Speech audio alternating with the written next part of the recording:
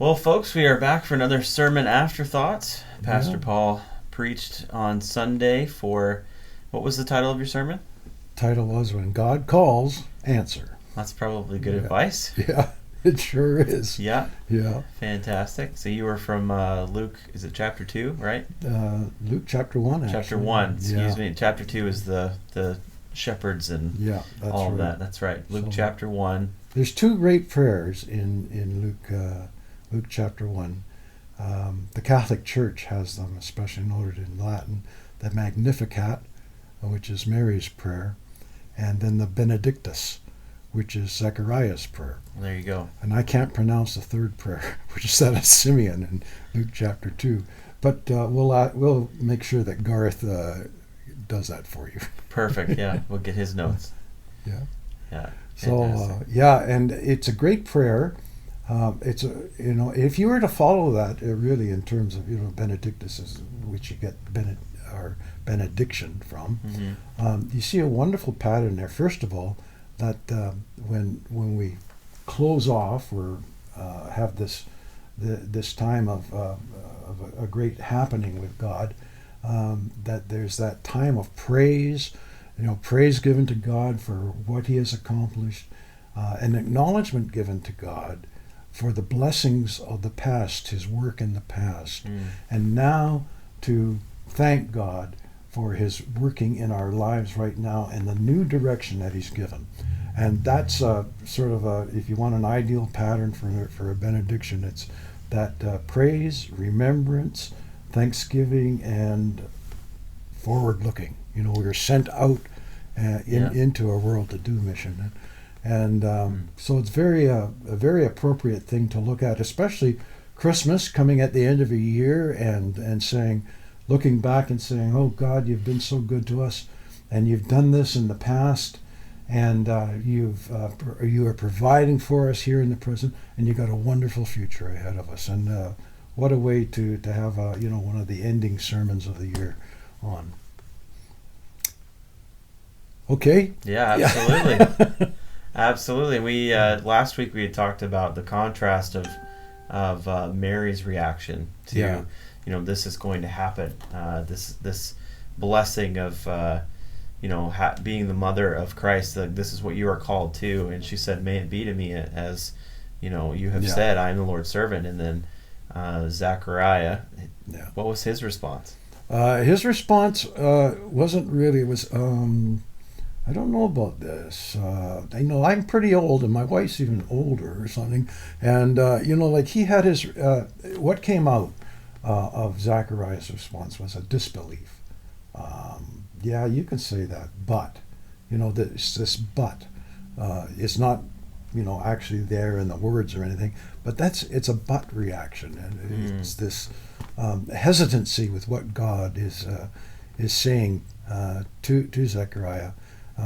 And through an angel at that too. I mean, I don't know how many of us would doubt the word of an angel, but Zechariah did, and we all find ourselves in that position where God calls, and sometimes our reaction is not the best that it should be. We can find ourselves like Jonah saying, God says go to Nineveh, and he says, "No, I'm headed the other direction. Yeah. And, I'm taking a boat trip," and the consequences of that didn't work out too well for him. And it's the same with us when we ignore what God is calling us to do. It's not only a regret or a hurt in our own life, but God really calls us to intervene in this world, to be His hands and His feet, to do His will, and that usually involves helping someone in need. And so we're not only hurting ourselves, we are not looking after a need that's really there. And Wow. I think if people have that perspective of saying, and Mary's response was to God's call was, "I am a servant. I am a servant." And that servant attitude is really what when God's calling to you, when God's pointing out a specific direction, it's that He wants that servant heart. He wants you to go and meet the needs that He's pointing you to. Amen. And, All right. I think you covered it pretty well today. There's not a whole lot. You kind of gave us your sermon cliff notes there. Yeah, It was good. It was good. And it's a wonderful thing to work on, to look at those contrasts in style in response to God. And, the Christmas story isn't just about, shepherds coming and seeing a baby in a manger, and then later on, wise men coming and worshiping him. There's a lot of interaction, a lot of background that went into this, and they're all teachable moments. Mm-hmm. Yeah. Amen. Mm-hmm.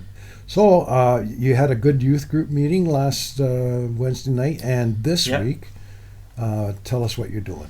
Yeah, so we've been doing youth on Zoom for most of the semester with a few events sprinkled in. This next one coming up, we're very excited about it, is a Nanaimo Christmas Lights tour Wednesday night. Great. So we're going to meet up and then all stay in our own vehicles, and each family's going to stay in their own vehicle, not get out. Yeah. But the youth, we've planned a radio broadcast, actually, the youth leaders, so that we're going to be driving around in this caravan and sort of broadcasting a radio show for everybody to tune into while we are enjoying Christmas lights around town together. Well, that sounds fascinating. Yeah. I know my kids loved radio with the Imagination Station, the focus on the family. Yeah. What was the name of the town? I can't remember. Anyhow, there was, but caught up in a radio drama. Yeah. There's an imagination that you doesn't engage your mind like radio does when you watch TV or a screen thing. Mm-hmm. And so you can let your imagination go on that. And sort of the classic illustration is the radio announcer who says, "I want you to imagine the lake outside of your town, and now there's coming over the lake an air tanker, and it is filling the lake with whipping cream," and you hear this and you can imagine this lake being filled with whipping cream, and now another plane comes and drops a giant cherry, plop, and your mind allows you to see that, even though it's all sound effects. That's right. And radio is wonderful in that way. Well, we have a few skits planned that Emily and Ben and I pre-recorded a few days ago, and so we'll broadcast some of those and have some fun with that, and some just fun Christmas music, and almost play tour guide. And if you'll see over here, look, that sort of stuff. Yeah. So it's going to be a fun time. There's a lot going on in December, not only with youth, but also Val. She did a Christmas concert. It was amazing last Saturday night. Yeah. A lot of people tuned in for that and still are, as well as several of our services. And there's like a Christmas Eve service. Yeah. And there's other things sprinkled in. You want to talk about a few of those? Yeah, well, we still got our Advent series going on Monday to Friday, right through till Christmas. And then on New Year's Eve, we're going to be having a very special broadcast. Some of the older folks would remember the days where you used to have a watch night service, where you would come to the church and everyone would gather together. You'd have a potluck or sharing of Christmas desserts and play board games and that. And then when it came time for the new year to roll around, we all went into a time of prayer together and we prayed in the new year.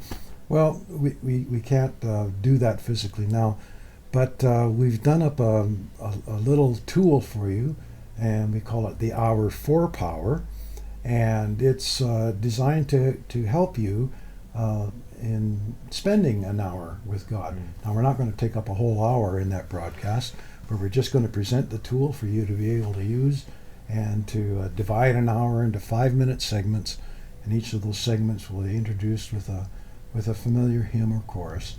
And it's a great way to perhaps, if you want, spend bringing in the New Year's, or we're going to start the broadcast at 4 p.m, and it'll be continuing on after that.